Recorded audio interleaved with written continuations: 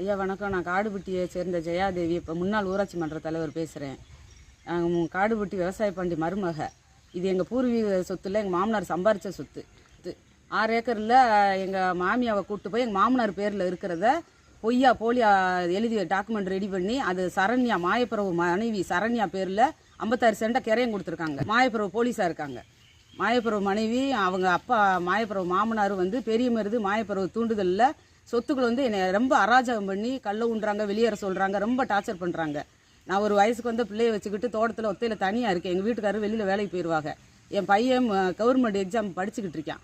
உன் பையன் மேலே கவர்மெண்ட் வேலைக்கு போக விடாமல் அவனை வேலைக்கு எஃப்ஐஆர் போட்டு தடுதல் பண்ணுவேன்னு சொல்லி ரெடி பண்ணுறாங்க. இதுக்கு இன்ஸ்பெக்டரும் டிஎஸ்பியும் உறுதுணையாக இருக்காங்க. எங்களை மிரட்டுறாங்க. ஒரு வாரத்துக்குள்ளே வெளியேறேன்னா உங்கள் பையன் மேலே எஃப்ஐஆர் போட்டுருவேன் சொல்லி கொலை மிரட்டு விடுறாங்க. இதுக்கு நான் மாவட்ட எஸ்பிகிட்ட போய் கம்ப்ளைண்ட் பண்ணியிருக்கேன். அவங்க நடவடிக்கை எடுக்கிறேன்னு சொல்லியிருக்காங்க. இது வரைக்கும் எந்த நடவடிக்கையும் எடுக்கலை.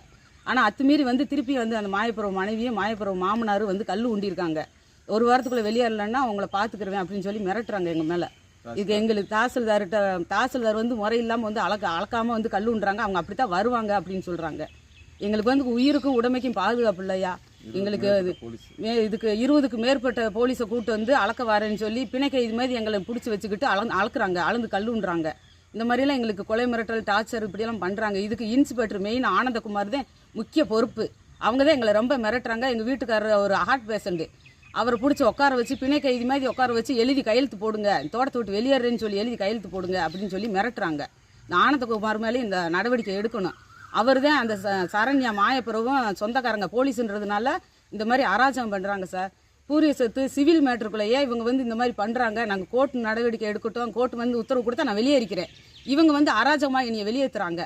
எங்கள் சொத்து எங்கள் மாமனார் சொத்து, எங்கள் குடும்ப சொத்து, பகிராத சொத்து, பூர்வீக சொத்து. இது பகிராத சொத்துக்களை அராஜகம் பண்ணுறாங்க.